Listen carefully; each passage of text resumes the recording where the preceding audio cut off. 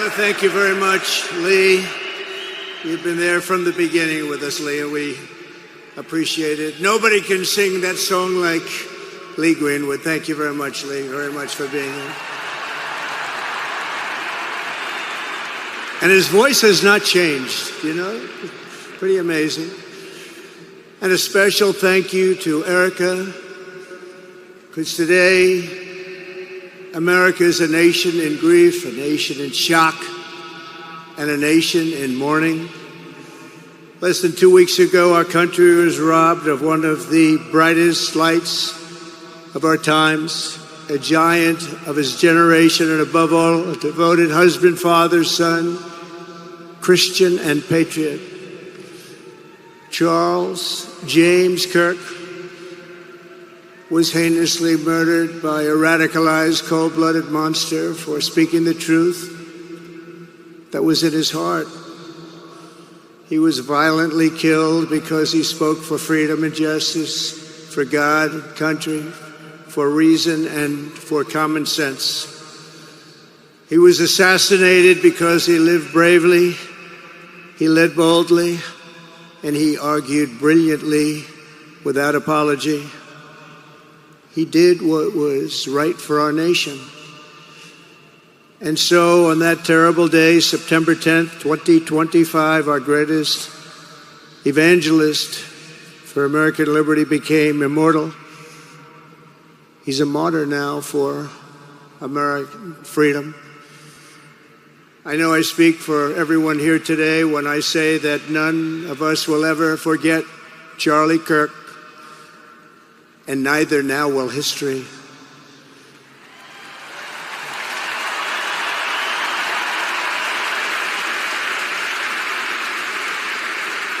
Because while Charlie has been reunited with his Creator in heaven, his voice on earth will echo through the generations, and his name will live forever in the eternal chronicle of America's greatest patriots.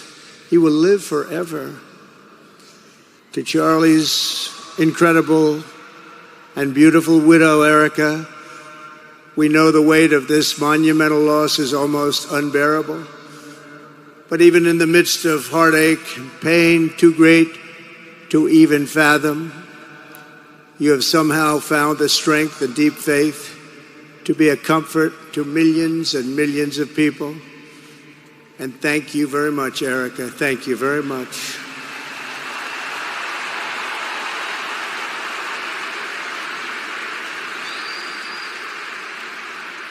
Today, an entire nation wraps its loving arms around you and your beautiful children. We share in your immense and overwhelming sorrow, and we vow that we will do everything we can to ensure that your children grow up in a land where their father is honored and revered as a great American hero. That's what he is.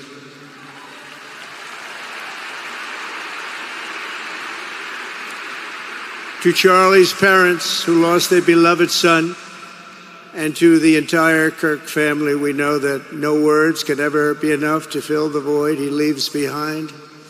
That's a void that just can't be filled. But I hope the extraordinary outpouring of emotion over these past 11 days has comforted you with the knowledge that your son brought more good and love into this world in his 31 short years than most people, even very, very successful people, can bring in a lifetime.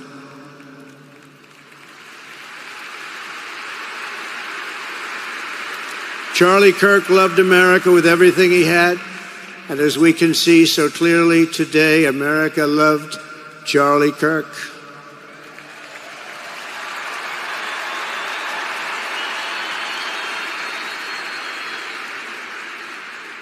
And he could always draw a big crowd. Look at this today. Look at what's gone on.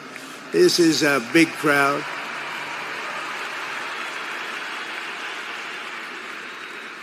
Here today we have the Vice President of the United States, J.D. Vance. We have the Speaker of the U.S. House of Representatives, Mike Johnson.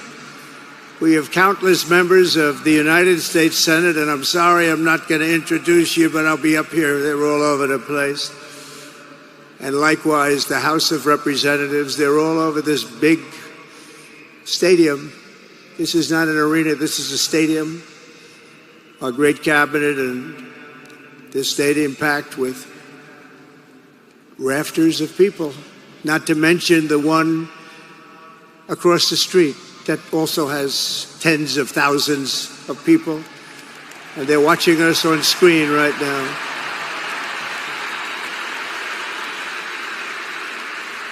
And I'm sorry we couldn't get you in. If anybody would like to give up your seat, please walk across the street. But this is like an old-time revival, isn't it? An old-time revival.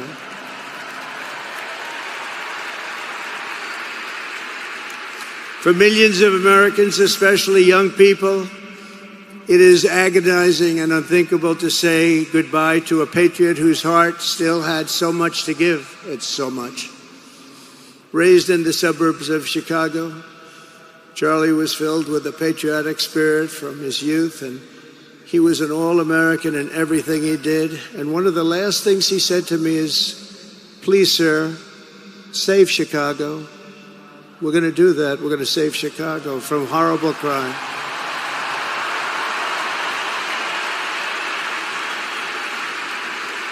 In high school, he was the quarterback of the football team and the captain of the basketball team. He was a good athlete. A lot of people don't know that about Charlie. He was an Eagle Scout who spent his school lunch breaks listening to another champion for liberty, somebody that he greatly admired, Rush Limbaugh.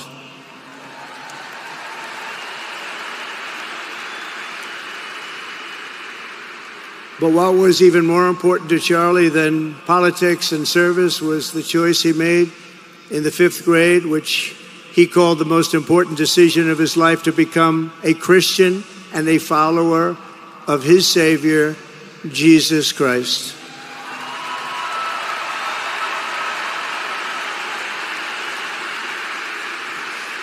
Inspired by faith and his love of freedom, Charlie did something remarkable when he was just 18 years old.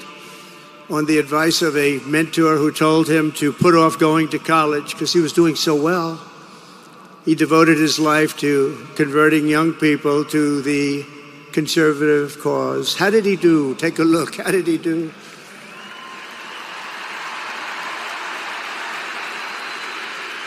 In 2012, 2 days after graduating high school, and with just $1,800 in his pocket, the young man from Illinois, who no one had ever heard of, started an organization whose grand ambitions were captured in its name, Turning Point USA. Great name.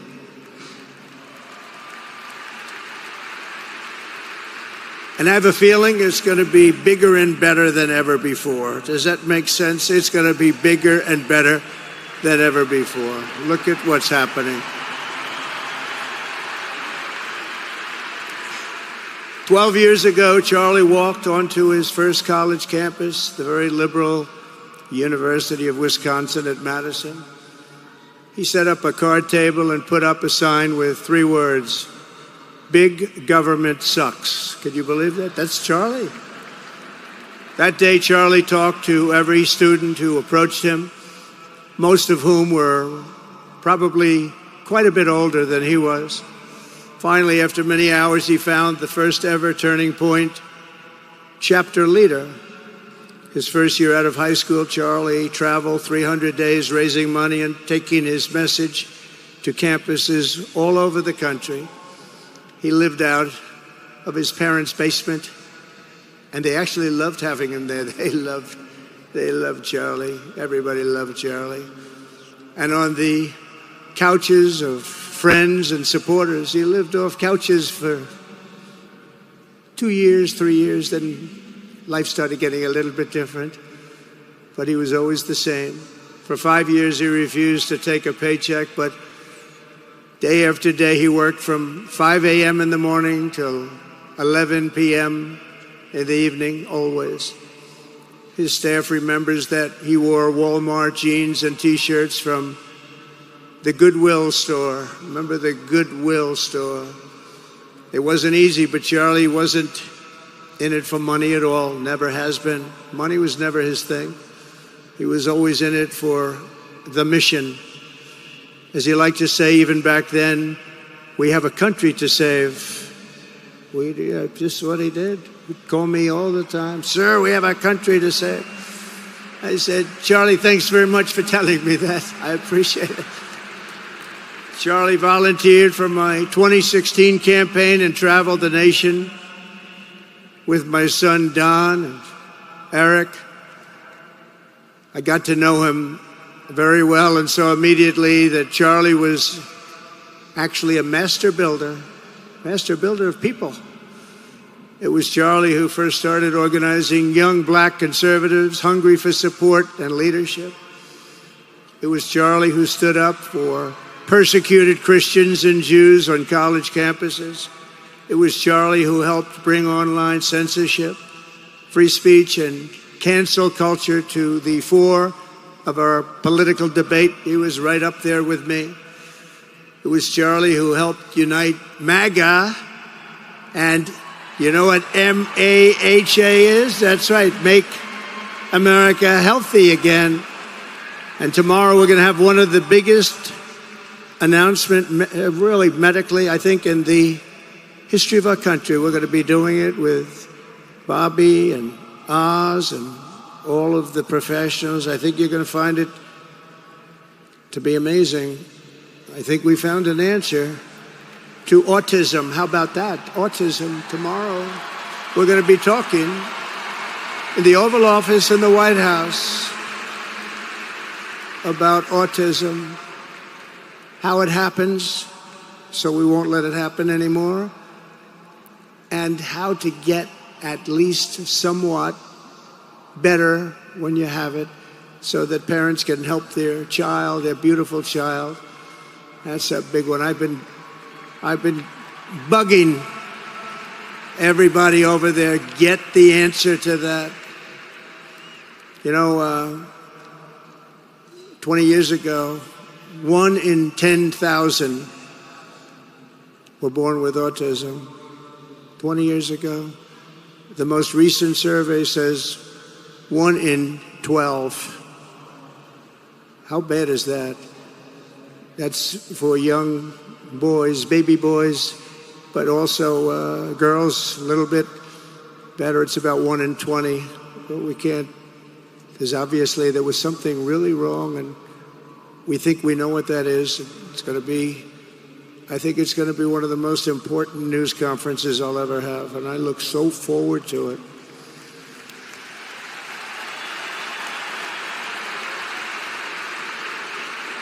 And you know who else looked forward to it? Because he knew. I'd tell him a little bit about what was going on. Was Charlie. He would have been front row center, believe me.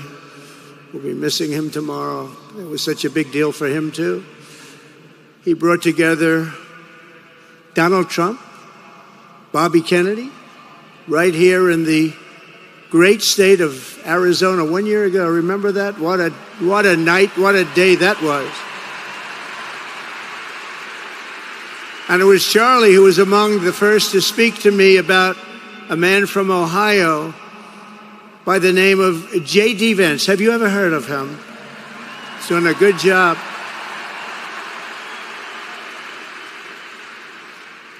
But Charlie would often call me, sometimes the night before a big event, the other side of the country. And he'd ask me, he'd say, do you think you could come and speak at the event? The following day, right? I'd say, Charlie, I'm the president of the United States. You want me to travel 4 hours by plane? And you know, sometimes I did it. He was a very good guy. He was a very convincing guy. He didn't stop, but he would ask for things like that. Sir, could you be tomorrow in California?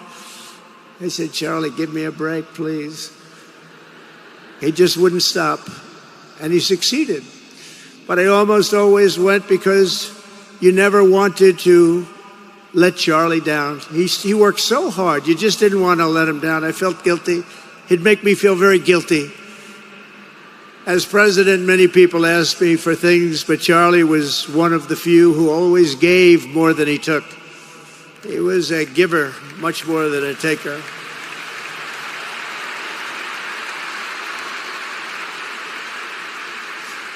And no matter how big Charlie became, no one was too small for him to notice. He was good to everybody. Didn't matter. Several years ago, a fourth grader asked Charlie to appear on his podcast, which was probably only watched by the parents of that fourth grader. And Charlie, who was actually pretty hot at the time, to be honest, he agreed, and the boy asked for advice. Charlie replied, the left. I call it the radical left. I call it sometimes the radical left lunatics. But Charlie didn't say that. He called it the left. He was probably right, but I can't help it. I can't help it. So he said the left, radical left lunatics, may have all the money in the world, but they can never outwork me. I will wake up as early as I need to. About himself, I will stay up as late as I need to, and I will never stop fighting for our country. And he did this until his dying breath. That's what he was doing. That's what he was doing. Think of it. Wow. What a horrible moment. I was in the Oval Office when I heard they came in, and it was like a surreal experience, a terrible, terrible. I had some very big people in the Oval Office, and I was in the midst of a very important conversation for our country, big people, the biggest. And I said, you have to leave now. When they told me that, they told me in front of a group of very powerful people. I said, you have to leave now, right now, please. Right now. You have to leave, go. By his own determination and skill, Charlie Kirk built Turning Point from his humble beginnings, the beginnings that nobody believed could ever end up something like this, into a great movement and a juggernaut of American politics. And, you know, we have a massive stadium loaded up with people, but he got tremendous crowds before he had this kind of horrible news and before we had to hear what happened so terribly. He delivered more than 250 speeches a year at over 200 colleges and universities, and that was at a time when it was not really vogue to go to colleges and universities if you were a conservative. It really took great courage. And we used to talk, and I said, you know, I think they're much more conservative than we know, and he agreed, but it just wasn't something that was happening because the radical left would do very bad things, very dangerous things. But Charlie set up chapters on 2,200 campuses and spoke at more than 1,000 churches. He launched a podcast and radio show that grew to an audience of 1 million Americans a day, one of the bigger shows on radio. And Charlie didn't just bring young people into the movement. All of a sudden, it started to grow by leaps and bounds. By 2024, we won more young people than any Republican candidate in the history of our country, including, for the first time, a majority of males under 30. Can you believe it? Remember when Republican presidential candidates would get 4%? No, we did unbelievably with young people. And he was a big, big factor. Unbelievable. But he made me work for it. Sir, you have to make a speech here. You have to make a speech there. But we did it, and we won, and our country is doing unbelievably well now. We had a country that was dead 1 year ago, and now we have the hottest country anywhere in the world. And Charlie helped us make it that. One of the great people. But through it all, the core of Charlie's message and his basic method never changed. It never really changed. He stayed the same person also. At every campus event, Charlie asked the people who disagreed with him to come forward, and instead of silencing them, he handed them a microphone and let them speak. And he'd convinced so many of them. It was a pretty amazing thing to watch, actually. Shortly before Charlie arrived on campus, the day he was assassinated, a staff member texted him that there were many critics and students who were opposed to his views and rather strenuously in the crowd. And that actually made him feel good because he wanted to convince them. He understood. He really did. He understood what was right. And he was right about that. A lot of it was based on common sense, by the way. Charlie wrote back to the staff member saying, I'm not here to fight them. I want to know them and love them, and I want to reach them and try and lead them into a great way of life in our country. In that private moment on his dying day, we find everything we need to know about who Charlie Kirk truly was. He was a missionary with a noble spirit and a great, great purpose. He did not hate his opponents. He wanted the best for them. That's where I disagreed with Charlie. I hate my opponent, and I don't want the best for them. I'm sorry. I am sorry, Erica. But now Erica can talk to me and the whole group, and maybe they can convince me that that's not right, but I can't stand my opponent. Charlie's angry. Looking down, he's angry at me now. He wasn't interested in demonizing anyone. He was interested in persuading everyone to the ideas and principles he believed were good, right, and true. Before each appearance, he prayed these words, God, use me for your will. Always said the same thing, use me for your will.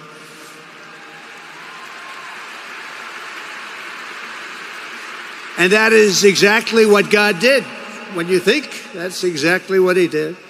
The more success Charlie had, and he was getting more and more successful, the more dangerous his mission became. On campuses all over the country, his quest for open dialogue was met with menacing hate. There were bomb threats, pulled fire alarms, and countless rage-filled radicals who tried to shout him down. It was nasty. I used to say, Charlie, this is nasty stuff you're doing. At one event, police had to build barricades to protect students from an angry mob of thugs. Many of these people, by the way, are paid a lot of money to do this. They're agitators. They're paid agitators. Remember that. When you see they all have the same beautifully printed sign, every sign is identical, comes out of a top-level print shop. That's not the signs that are made in somebody's basement. Those are paid for by very bad people, and hopefully we're going to be finding out through the DOJ who those people are.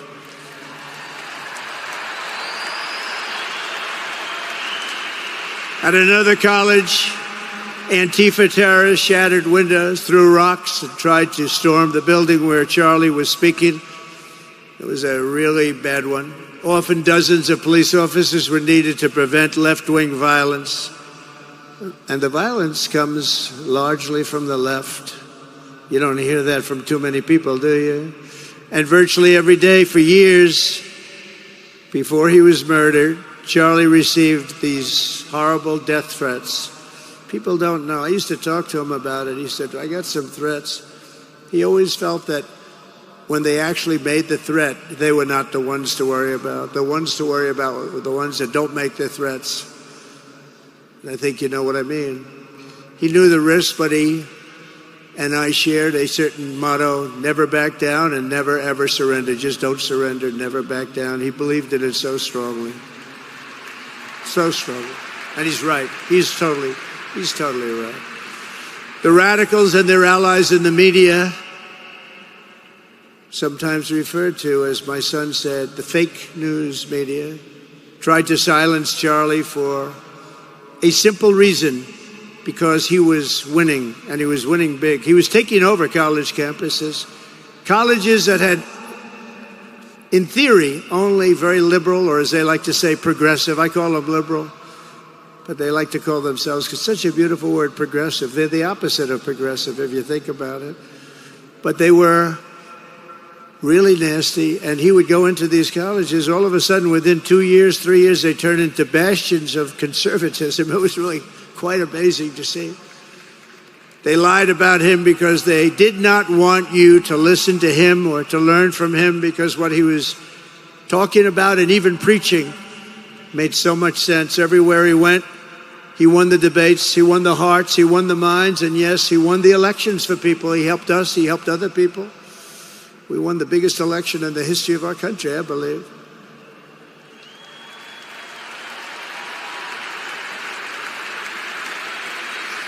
Charlie Kirk was without a doubt among the most influential figures in the most important election in the history of our country.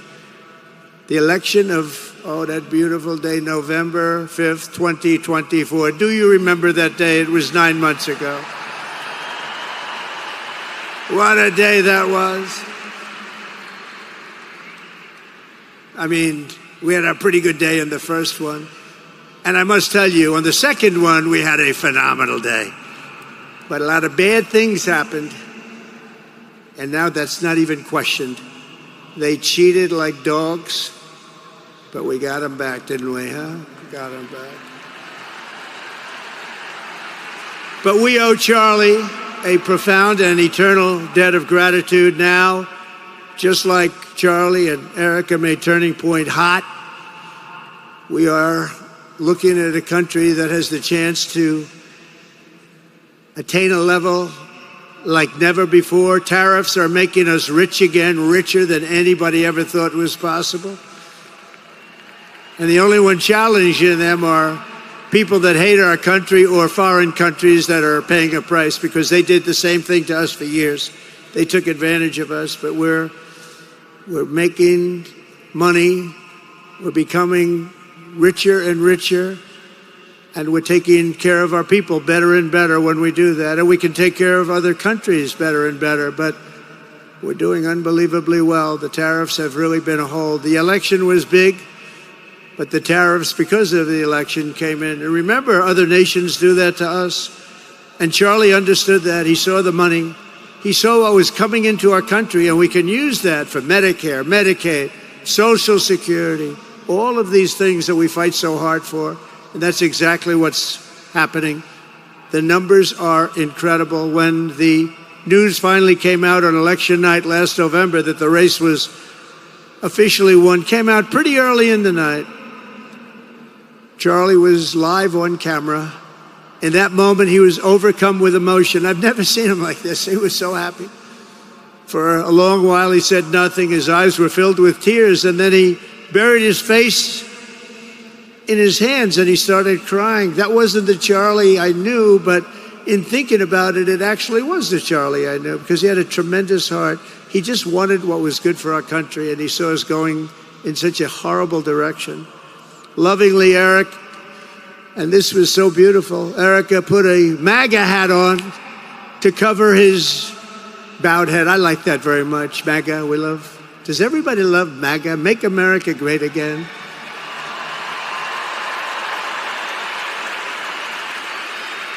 When Joe Biden used to get up, remember the speeches? We will stop MAGA. We will stop MAGA.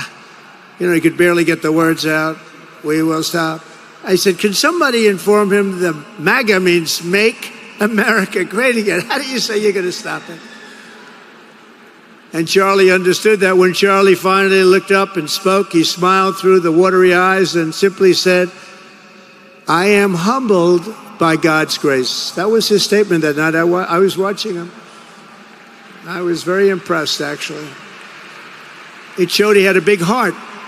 Every single American should take a long, hard look at the twisted soul and dark spirit of anyone who would want to kill a young man as good as Charlie. To kill anybody, but to kill a man like this, he didn't deserve this. He didn't deserve this. Our country didn't deserve this. And anyone who would make excuses for it are just out of their mind.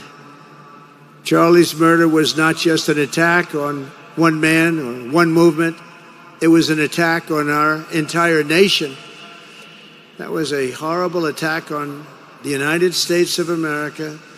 It was an assault on our most sacred liberties and God-given rights. The gun was pointed at him, but the bullet was aimed at all of us. That bullet was aimed at every one of us. Indeed, Charlie was killed for expressing the very ideas that virtually everyone in this arena and most other places throughout our country deeply believed in. But the assassin failed in his quest because Charlie's message has not been silenced. It now is bigger and better and stronger than ever before, and it's not even close. And it's rare that such a thing happens, but Charlie is bigger today than he was, think about it, just 2 weeks ago. He's bigger today than he was 2 weeks ago. Now, that may not help his friends and loved ones, of which there are so many. It may not help Erica and those beautiful children who have to suffer so horribly through this moment, but they know it's true. He's bigger now than ever before, and he's eternal. He's eternal. And I just want to say we love him. And he's looking down at us right now, and he's saying, wow, that's a great crowd. He's saying, that's a great crowd.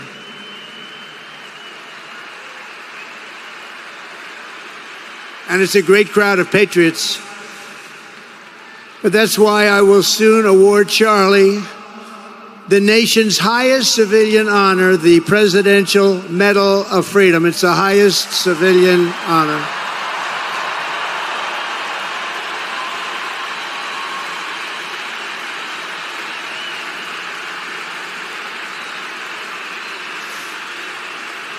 And we will do the ceremony at our beautiful White House in a very safe Washington, D.C., a place that Charlie truly revered. You know, we stopped the crime in Washington, took 12 days. Now you can go to restaurants, you can walk down the middle of the street with your wife. You can have your wife walk alone down the middle of the street. She's going to be in good shape. What a difference. What a difference good management really makes. But I'm so proud of that Washington, D.C. You know, it's one of the worst in the nation, in the world. And now it's considered a very safe city. And it's also, I passed it yesterday, I went through it, and the lawns are good. It's like a different place. It's like the tents are gone, the threats are gone, the gangs aren't there.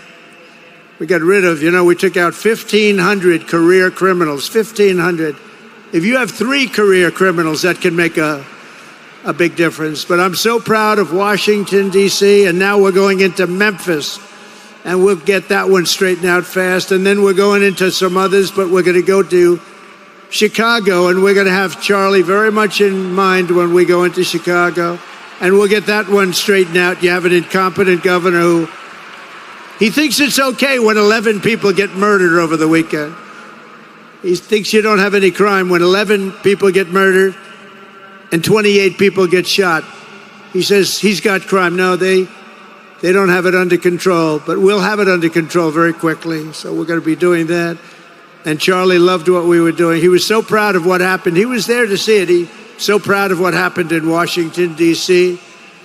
As you know, the depraved assassin who planned and executed Charlie's killing has been arrested and charged with capital murder.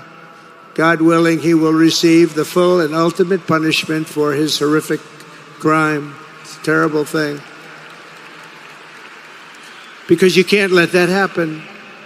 You can't let that happen. Can't let it happen to a country. The Department of Justice is also investigating networks of radical left maniacs who fund, organize, fuel, and perpetrate political violence. And we think we know who many of them are. But law enforcement can only be the beginning of our response to Charlie's murder. Over the last 11 days, we have heard stories of commentators, influencers, and others in our society who greeted his assassination with sick approval, excuses, or even jubilation. You've heard that. So have I. Couldn't believe it. Some of the very same people who spent the last 8 years trying to sit in moral judgment of anyone who disagreed with them about politics suddenly started cheering for a murder. Incredible. You know the names. They're major losers, by the way.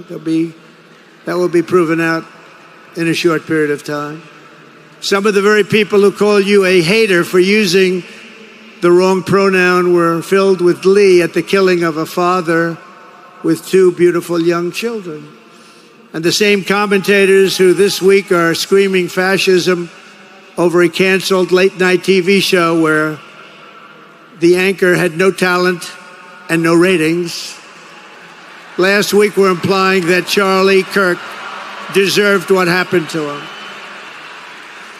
No side in American politics has a monopoly on disturbed or misguided people. But there's one part of our political community which believes they have a monopoly on truth, goodness, and virtue, and concludes they have also a monopoly on power, thought, and speech. Well, that's not happening anymore. We've turned that corner very quickly. Tragically, atrocities of this kind, and kind that we saw in Utah, of all places, are the eventual consequence of that kind of thinking. If speech is violence, then some are bound to conclude that violence is justified to stop speech. And we're not going to let that be justified. The tradition of reason and open debate that Charlie practiced is not a pillar of our democracy. In many ways, it's the basis of our entire society. It's the right and inheritance of every free American, the greatest legacy of the Enlightenment, and among the most treasured achievements of civilization.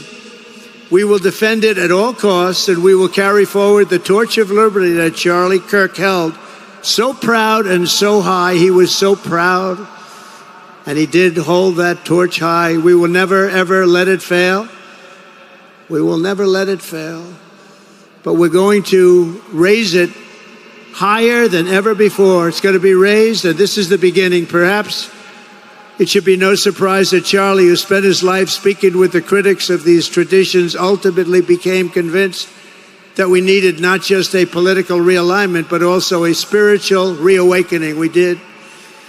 And we have to bring back religion to America, because without borders, law and order, and religion, you really don't have a country anymore. We want religion brought back to America. We want to bring God back into our beautiful USA like never before. We want God back.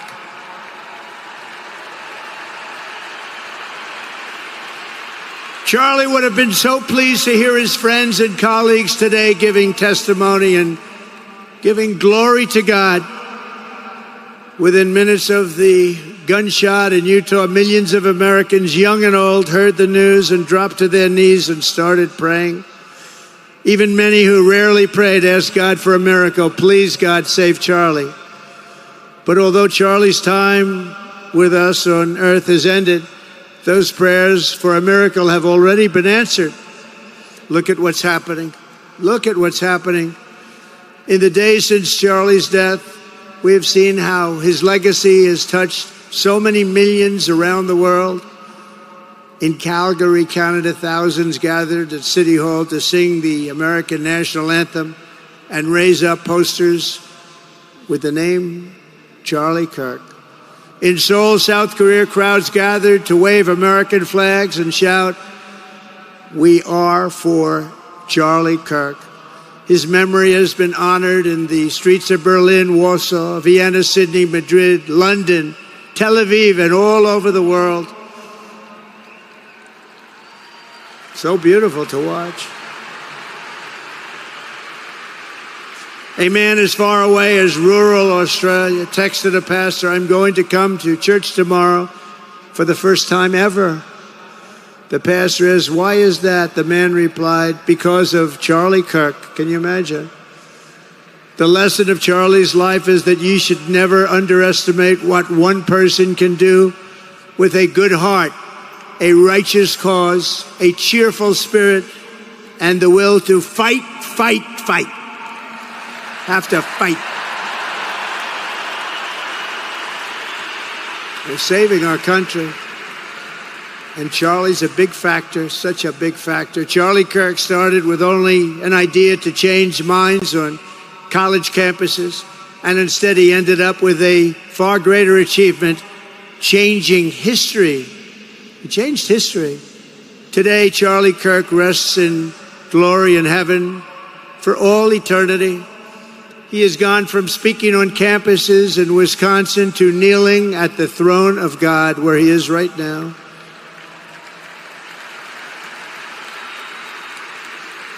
We grieve for the friend and leader that we have lost, but we go forward strengthened by his faith and bolstered by his courage and inspired by his example to defend the country he lived for the freedoms he died for, and the values in which he so deeply believed. He believed in values that we should all believe in.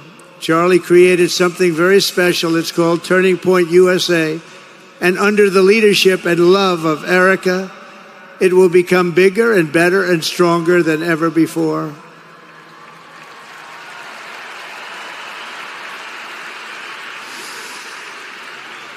So, Charlie, we all want to thank you. We want to say a very loud God bless you, Charlie. God bless you for what you've done is incredible. And God bless Erica and the children. God bless the United States of America. And could I ask Erica, please come out. Erica, please come out. Thank you.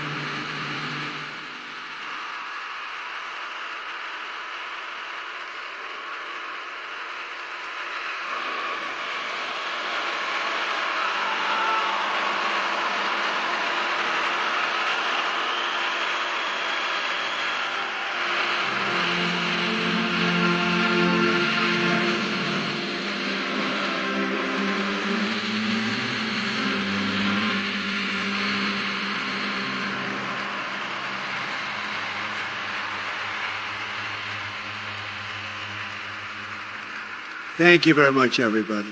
Thank you very much, and good luck. God be with you. Thank you.